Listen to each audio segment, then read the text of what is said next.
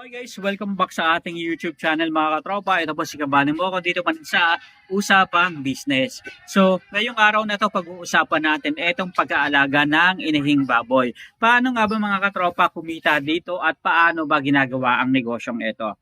So, isa sa mga kita ay nagbumula sa pagbebenta ng piglets at pagpapalaki ng mga ito bilang isang partner. Sa 2026, inaasahan mga katropa ngayong 2026 na at least madadagdagan yung pork production ng Pilipinas dahil nga gumaganda yung sistema ng pagnenegosyo ng baboyan. And I hope sana maramdaman niya ng mga backyard hog raiser at hindi lang mga commercial hog raiser yung talaga namang parang nakakatanggap ng napakalaki at napakaraming biyaya. Anyway mga katropa, yung mga backyard hog raiser kasi sila yung mga talagang kailangan ng mga ayuda, kailangan ng mga tulong para at least masustain nila etong negosyo ng pagbababuyan. Ayan na nga mga katropa. So, eto kasing pag-aalaga ng inihing baboy, malaking tulong ito. Isa lang to sa mga parte. Ang pagninegosyo ng negosyong baboyan kasi ang tinatawag na piggery business, may iba't ibang kanya-kanyang specialty. So, ang pag-aalaga ng inihin at pagpapaanak nito ay isa sa very profitable areas ng negosyong baboyan.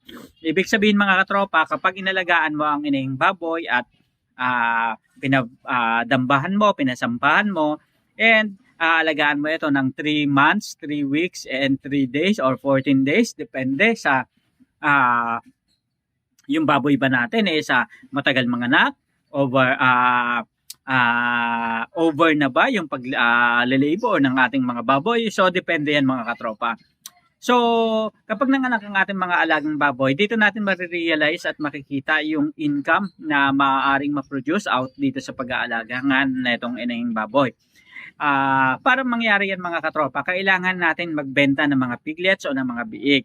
Ibig sabihin mga katropa, ito yung tinatawag na winning production. Ang produksyon ay isang malusog na inahin na maaaring manganak ng 2 beses sa loob ng isang taon at nagbibigay ng hanggang 12 to 20, minsan may 21 at 23 piglets pa, depende mga katropa sa lahi ng inahing baboy na alaga ninyo.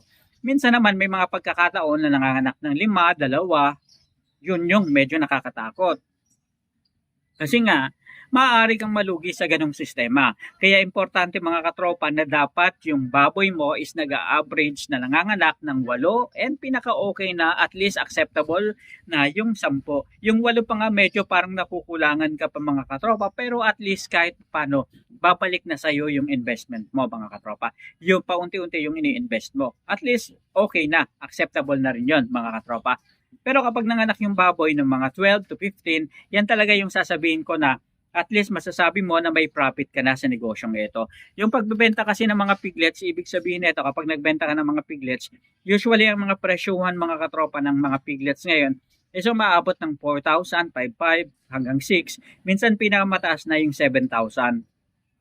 So, ibig sabihin nito, kapag meron kang 10 alagang piglets na yung baboy na nanganak ng piglets na 10 or 12, at least meron ka lang 40k to 6k hanggang 7k, depende sa presyuhan sa inyong lugar. Isang magandang pagkakataon nito para at least kumita ng malaki, basta make sure lang mga katropa na alagaan mo yung inahing baboy dahil yan yung nagbibigay sa iyo ng magandang profit. Yan yung nagbibigay sa iyo ng kaperahan. Ang bentahin nito as hindi kinakailangang alagaan ang iyong baboy ng 5 hanggang 6 na buwan dahil sa pagbebenta ng piglets, kita ka na kaagad. Ibig sabihin, kaliwaan na kayo once na nabenta mo. So, bago mo maibenta ang piglets, hindi naman agad-agad na ibibenta mo to pagkapanganak sa kanila. Kailangan mo muna itong alagaan ng at least 30 days or 28 days hanggang 45 days. Depende sa kung paano ba yung bentahan sa inyong lugar. Pero mga katropa, mas makakabuti na bago mo ibenta yung mga piglets is marunong na itong kumain, hindi nagtatae, malakas ang resistensya at pangangatawan. At syempre, okay na dahil nagkaroon na siya ng full vaccination process and dumaan na siya sa isang masusing pag-check, pagpapatibay ng katawan para at least yung baboy is masasabi nating hindi sakitin. Ibig sabihin super healthy. Nakakahiya naman kasi mga katropa kung ibebenta natin ang ating mga alagang piglets tapos ilang araw lang mamamatay. Mahirap yun. At saka hindi magandang klase ng pagninegosyo yung gano'n. Kasi mawawala ng tiwala sa atin yung mga customer natin na bumibili sa atin ng mga piglets at magpapatiner. Imagine, halimbawa nagbenta tayo tapos biglang namatay yung binenta natin na baboy na nasa pangangalaga nila, ilang araw lang pagkabili nila sa atin. Anong mararamdaman nila? Baliktarin natin yung sitwasyon. Kung tayo kaya yung ganon, di ba ayaw natin mangyari kasi ibig sabihin lang yon namuhunan tayo mga katropa ng malaki. And isang pagkakataon na dapat inaalalayan natin sila at tinuturuan rin ano ba yung magandang dapat gawin para at least maging healthy yung kanilang pag-aalaga. Lalong-lalo na mga katropa kung sila ay baguhan pa lang sa negosyo ng pagpapatiner. And sa atin naman mga katropa, laging i-make sure natin meron tayong responsibilidad sa kapwa natin doon sa pinagbebentahan natin para umulit pa sila ng pagbili sa atin, maging suki na natin sila and maging continuous yung cycle and makakatulong yan para at least magtuloy-tuloy itong ating pagnenegosyo. And isa pa rin sa magandang bagay na maaari natin gawin is yung paro to finish system. Sa halip na ibenta ang mga piglets, palalakihin ito hanggang sa umabot ng 90 to 100 kilos o kahit minsan 85 kilos. Ibig sabihin lang nito, marirealize natin mga katropa yung kita. Dapat kasi separate natin mga katropa yung ating negosyo. Kung meron tayong inahin, i-separate yung pag-iinahin natin at kung meron tayong patiner, i-separate yung pagpapatiner. Bayarin mo yung sarili mo sa binili mo ng mga piglets galing sa inahing baboy para at least makita na yung inahing baboy na business mo. And ngayon kung magpapatiner ka, doon ka na rin bumiri sa sarili mong babuyan. Pero bayaran mo para at least yung kita naman sa patiner is makita mo ng gusto kung magkano yung ginagastos mo, magkano yung profit mo, para at least merong tunay na paghahati sa kita.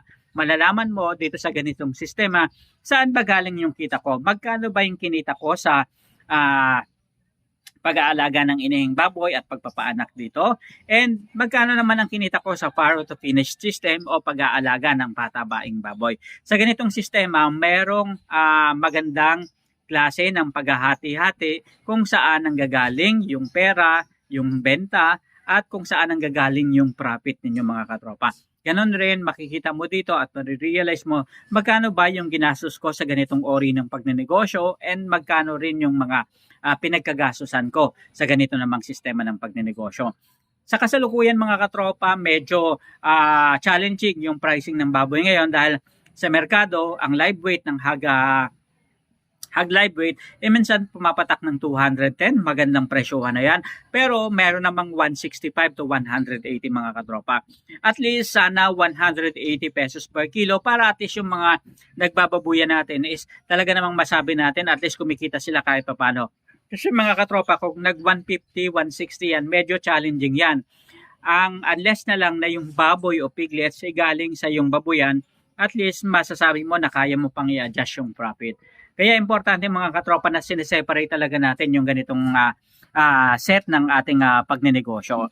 And kapag matanda na rin yung ating mga baboy, maaari nating ibenta na ito at gawing katay na karne and sariling benta. So sa ganitong sistema hindi tayo malulugi kasi nga nabawi na natin yung mga profit natin.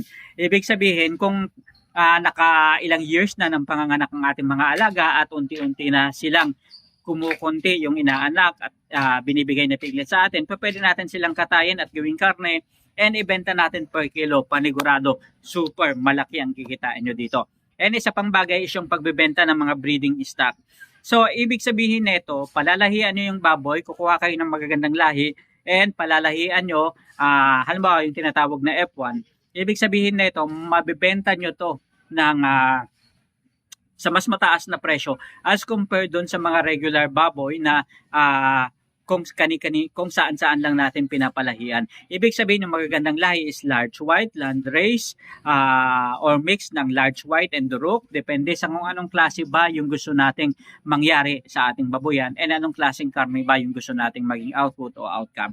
So, ibig sabihin lang nito mga katropa, ito yung mga bagay na dapat nating tutukan. Iba't ibang klaseng negosyo sa pag-iinahin sa negosyo ng pag-iinahing baboy. So, ibig sabihin, balikan natin ulit.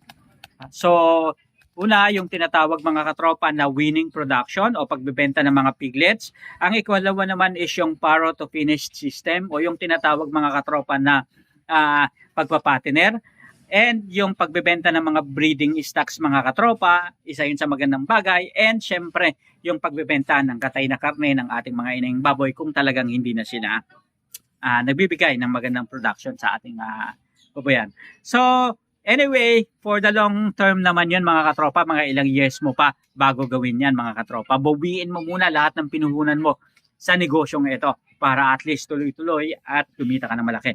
So maraming salamat sa pagsama sa atin. Isa na namang kwentuhan tungkol sa usapang negosyo at syempre, isang pagkakataon na magkwentuhan tayo tungkol sa negosyong baboyan. Sama-sama tayong matuto, magdiskasyonan at magkwentuhan araw-araw tungkol sa negosyo, piggery business, backyard hog racing business dito sa Pilipinas. Hanggang sa muli, maraming salamat. Paalam.